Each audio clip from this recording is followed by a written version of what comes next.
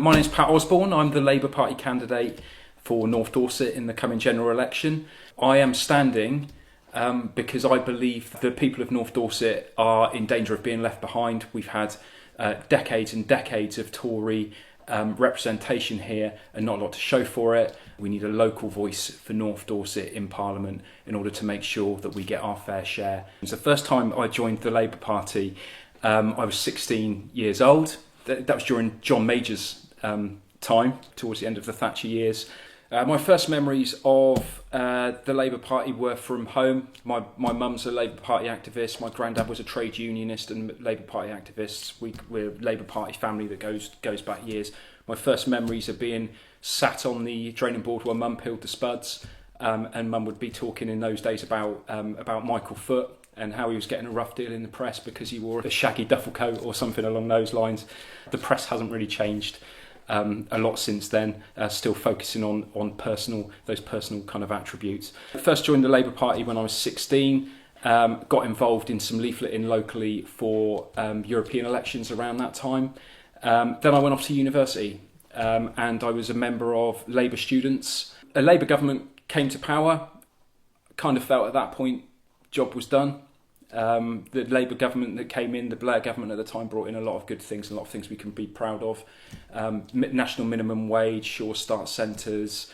Only a Labour government would really have brought those things in. I then spent a number of years embarking on things that you do in your 20s, like starting a career and having fun as a 20-year-old. The moment I came back to Labour, I can remember quite vividly, and Jodie was pregnant with our second child, Paddy. Lulu, our eldest, would have been just a toddler, really, just a babe in arms, and she was tucked up in bed. And there was story after story on the news, and I could see the impacts of austerity in my own community, and news story after news story. And I said to Jodie one night, I said, "Jodie, somebody needs to do something about this." And Jodie turned to me and she said, "You're right, Pat, what are you going to do?" And I was kind of taken aback by that, but I thought, yeah, you're absolutely right. We've all got a personal responsibility to do something about this. It's not good enough just to sit there and do nothing. I said, "Jodie, I'm going to rejoin the Labour Party."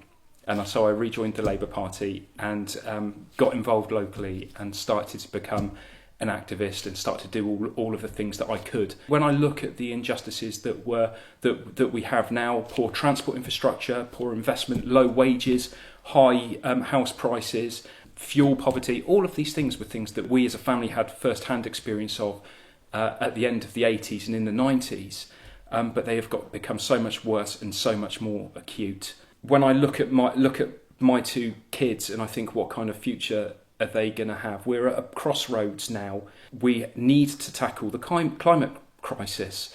Now, I remember sitting in school when I was 13 years old and geography teachers were telling me about a climate crisis. So that's 30 years ago.